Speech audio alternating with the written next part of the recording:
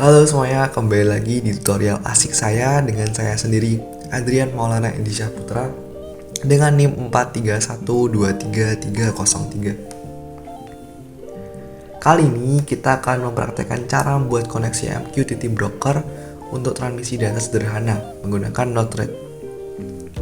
Jadi, ini adalah langkah-langkah dasar untuk membangun backend ke server menggunakan protokol MQTT. Langsung saja, kita akan buat flow seperti pada gambar 6.1 ini. Kita akan membutuhkan 4 node utama, yakni inject node untuk memulai data, MQTT out node atau yang kita sebut di sini pub atau sub untuk mempublikasikan data, lalu MQTT in node yang kita sebut sebagai broker untuk menerima data, dan terakhir debug node atau message untuk melihat hasilnya. Oke. Langsung saja kita melakukan konfigurasi ke temperature node atau inject. Kita double klik pada temperature node. Pertama, beri nama node ini sebagai temperatur. Lalu kita akan mengatur payload yang akan dikirim. Atur MSG payload untuk menjadi tipe string dengan nilai 28. Selanjutnya, sangat penting kita harus mengatur MSG topic menjadi living room atau sensor dengan string juga. Nah, nanti nilainya akan menjadi topik alamat data yang dikirim. Oke, lalu kita klik done. Selanjutnya kita lakukan konfigurasi pub atau subnode atau MQTT out. Kita double klik pada pub atau subnode. Pertama, di bagian server, klik pada icon pensil untuk membuat koneksi baru ke MQTT broker. Ini akan buka jendela baru, bisa dilihat edit MQTT broker node. Kita akan mengkonfigurasi broker node ini. Beri nama koneksi ini sebagai my broker. Pada connection, pastikan server diatur ke localhost dan port adalah 1883.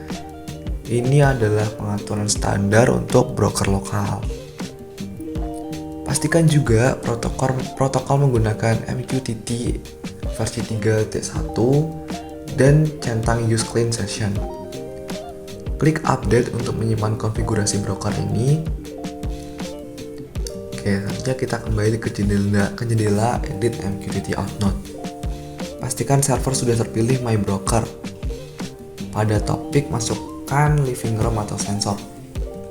Ingat, topik ini harus sama persis dengan topik yang kita atur di temperature node.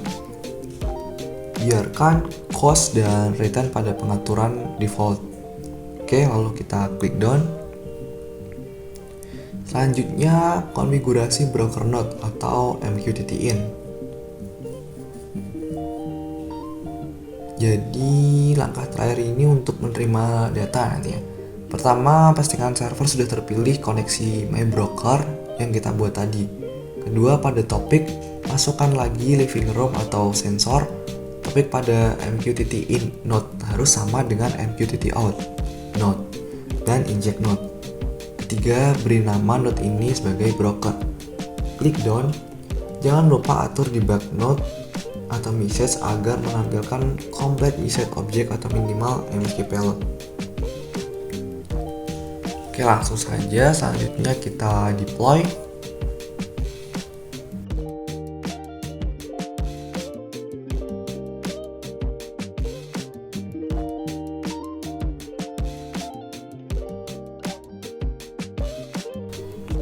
Oke, langsung saja kita inject. Di debug, kita akan melihat objek pesan yang masuk dengan payload bernilai 28.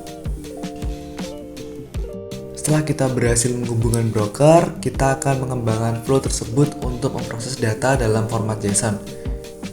Langsung saja kita akan bangun flow JSON seperti pada gambar 6.5 ini. Kita akan menambahkan dua node baru di antara broker dan debug node, yakni JSON parser dan function.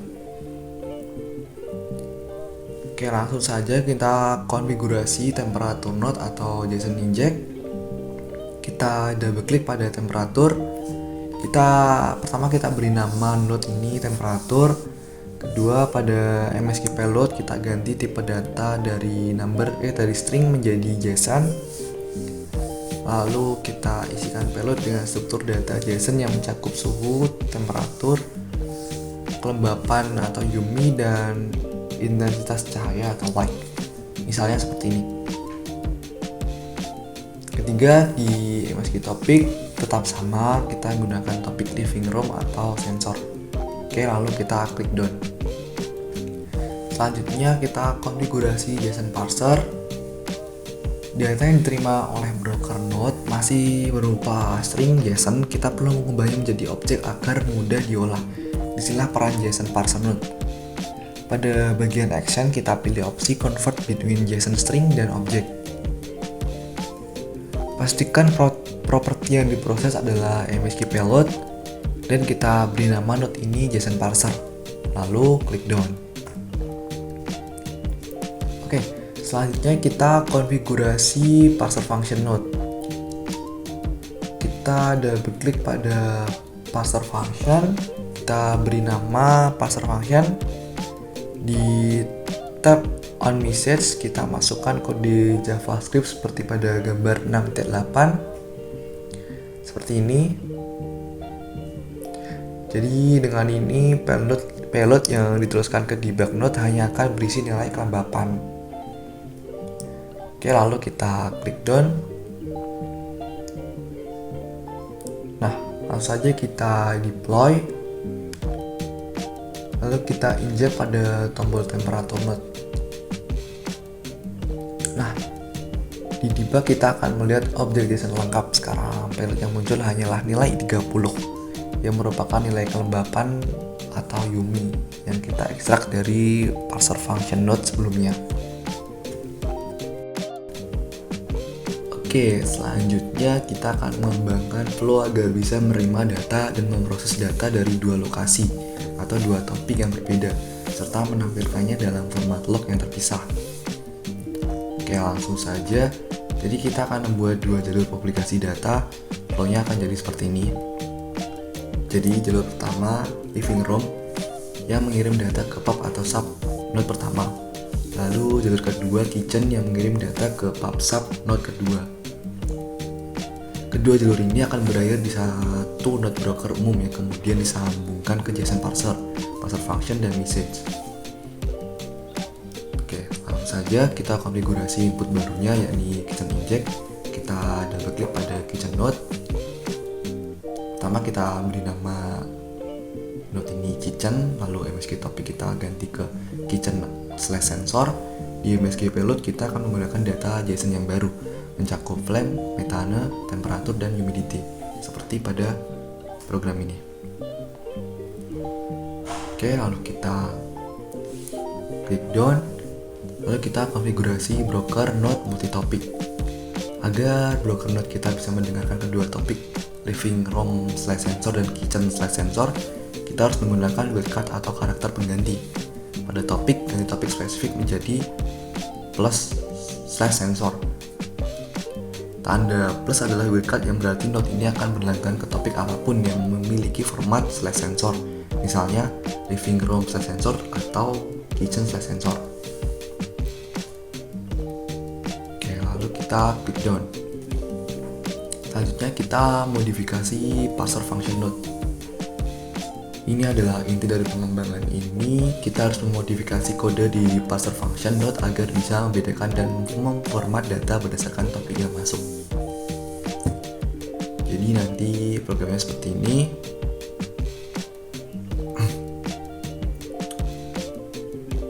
Lalu kita klik done.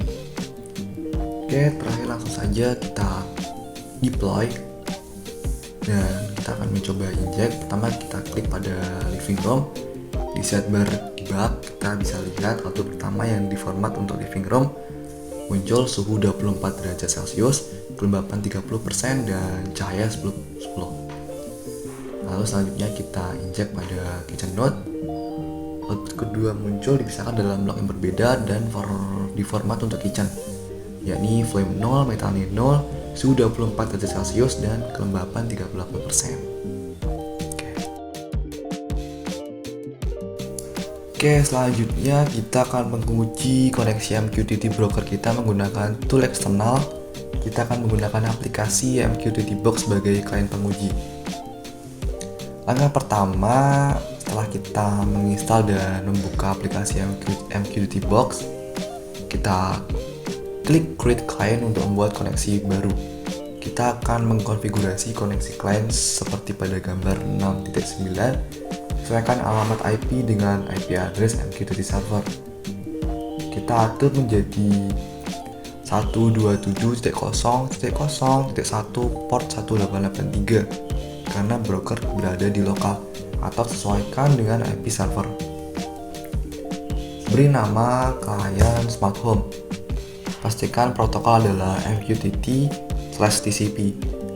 Kita bisa mengisi username dengan topik yang akan kita gunakan, yakni living room/sensor, untuk memudahkan identifikasi nantinya. Oke, setelah semua diatur, kita klik save. Oke, setelah klien tersambung atau connect, kita akan menguji pengiriman data dan penerimaan data. Ini akan menguji apakah broker dapat berfungsi sebagai perantara antara klien MQTT Box dan server Flow Node-RED. Oke, pertama kita siapkan bagian subscribe. Pada kolom topik to subscribe kita masukkan topik yang sama, yakni living room/sensor. Kita atur cost ke 0, almost on, klik subscribe. Kedua, kita siapkan bagian publish. Pada kolom topik to publish kita masukkan lagi living room/sensor, dan kita atur payload type menjadi string/sensor XML/karakter. Pada kolom payload kita masukkan data JSON yang sudah kita gunakan sebelumnya, ya, seperti ini: temperatur 24, humidity 30, dan like 10. Oke, selanjutnya kita menguji, yakni pertama kita klik tombol publish di MQTT Box. Jadi sebelumnya kita klik subscribe terlebih dahulu, lalu kita klik publish. Hasil pertama kita lihat di bagian subscribe di MQTT Box, data JSON yang sama akan diterima kembali. Ini membuktikan klien berhasil mengirim dan menerima datanya sendiri melalui broker. Hasil kedua, kita beralih ke Node-RED, kita buka debug sidebar.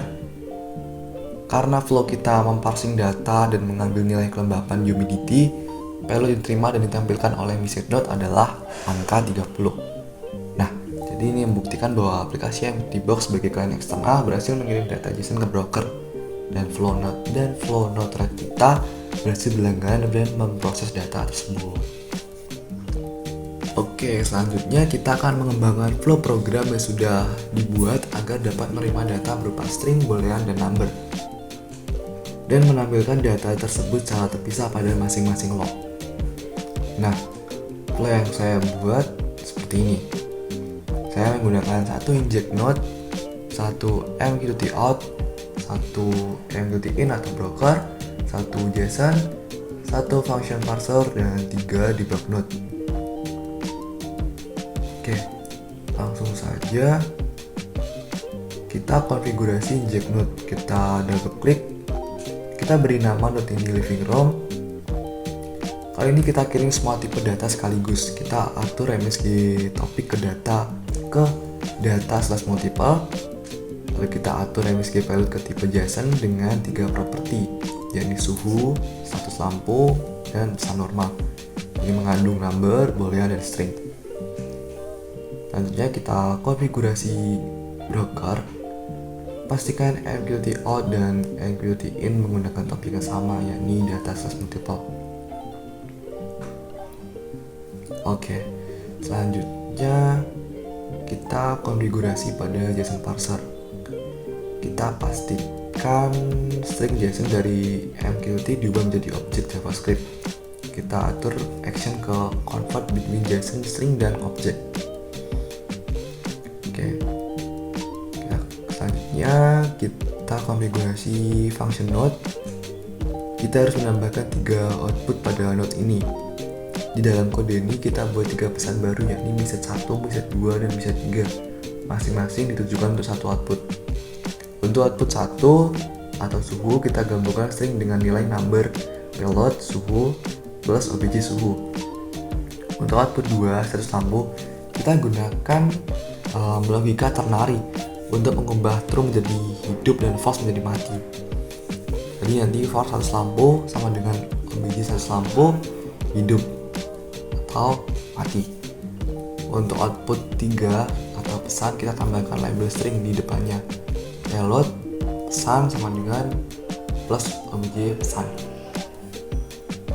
Lalu kita kunci multi output, kita kembalikan ketiga pesan ini dalam bentuk array seperti ini. Return msg 1, message 2, dan message 3. Oke. Langsung saja. Pertama kita uji coba internal, kita lakukan deploy, lalu kita injek pada living room. Bisa dilihat di debug sidebar kita berhasil memisahkan data debug 1 menampilkan suhu yakni 25 derajat, lalu debug 2 menampilkan status lampu yakni hidup, dan debug 3 menampilkan pesan normal. Setiap tipe data ini kini tampil di log masing-masing. Oke, selanjutnya kita uji eksternal di MQTBox. Kita pastikan lagi dengan topik mengirim payload JSON yang sama persis dari client eksternal, yakni ke topik data/multiple. Kita klik subscribe dan kita klik publish di sini. Lalu di debug sidebar akan menampilkan hasil yang sama. Ini membuktikan flow pemrosesan data kita kuat terhadap input dari mana saja. Oke, selanjutnya kita akan mengembangkan sistem pengawasan metane. Kita akan membuat flow yang dapat menampilkan warning jika metane di atas 5, menyimpan data ke logsafe jika nilai kurang dari atau sama dengan 5, dan menyimpan semua data ke database MySQL. Struktur flow yang saya buat seperti ini, yakni metane input, lalu MQT out atau pub/sub, lalu MQTN atau broker, lalu JSON node, lalu metane check atau function, lalu dua output dan satu database. Oke, langsung saja kita konfigurasi pada input dan parsing. Pertama, double klik pada input, kita atur MSG topik ke metane dan payload JSON-nya hanya berisi nilai metane. Pertama saya gunakan metane 2. Oke, kita klik down. Selanjutnya kita konfigurasi broker MQT out dan MQT in. Kita harus berlangganan pada topik yang sama yakni metane. Oke, selanjutnya kita konfigurasi JSON node. Kita tambahkan JSON node untuk memastikan string metane diubah menjadi objek JavaScript sebelum diproses di function node. Oke, selanjutnya yang paling penting kita konfigurasi function node. Kita double klik, kita beri nama metane check, lalu kita ubah outputnya menjadi 3 untuk 2 output dan 1 database nantinya. Oke, kita untuk di scriptnya di baris pertama yang paling penting kita gunakan dengan metane, lalu kita buat timestamp saat ini dan format timestamp tersebut. Selanjutnya kita buat 3 pesan yang berbeda, lalu perhatikan pesan dbmsg, kita gunakan perintah insert into metadata dan masukkan nilai metane, status warning atau save, dan timestamp. Lalu logika kondisional, kita gunakan if metane lebih dari 5, lalu jika metane lebih dari 5 yakni warning atau bahaya, lalu jika metane kurang atau sama dengan 5 yakni aman, dan dengan menggunakan 0 kita memastikan data hanya keluar melalui output yang sesuai.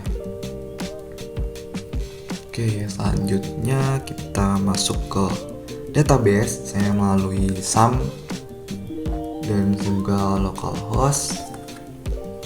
Ini kita melakukan konfigurasi, kita buat tabel metadata di MySQL dengan kolom metane value yakni float dengan status varchar dan timestamp datetime. Oke, selanjutnya kita konfigurasi MySQL node, kita buat koneksi ke database. Misalnya di sini saya gunakan gas monitoring di localhost 3306. Oke, lalu kita deploy di Node-RED, lalu kita lakukan inject dari Metana input. Nah, jika kita masukkan Metana 2 sebelumnya, yakni aman, debug di sidebar akan menampilkan log save seperti ini. Nah, jika kita ganti input metananya jadi 8, di debug sidebar akan menampilkan log burning seperti ini. Lalu kita analisis pengaruh quality of service, yakni cost pada data yang masuk ke database menggunakan aplikasi MQT Box. Kita tambahkan 2 publisher di MQT Box. Publisher pertama di setel ke cost 1 at least once, dan yang kedua ke cost 2 exactly once. Kita kirimkan payload yang sama dari keduanya, yakni di publisher 1 menggunakan Metana 2 dan publisher 2 menggunakan Metana 8 atau warning. Kedua publisher sama-sama menggunakan topic to publish-nya Metana. Oke. Lalu di subscribe kita juga mengganti topiknya ke Metana. Oke, langsung saja kita klik subscribe dan kita klik publish di kedua publisher, dan kita coba masuk ke Node-RED. Nah, di Node-RED akan muncul output seperti ini, yakni untuk Metana 2 akan muncul satu save dan Metana 8 akan muncul status warning dengan timestamp yang berbeda. Dan di localhost juga akan muncul data yang sama. Oke. Jadi untuk cost ini kemungkinan untuk data sensor real time di mana kecepatan lebih diprioritaskan. Mungkin cost 1 sudah memadai, cuman di sini kecepatannya masih sama dan tidak ada yang terduplikasi.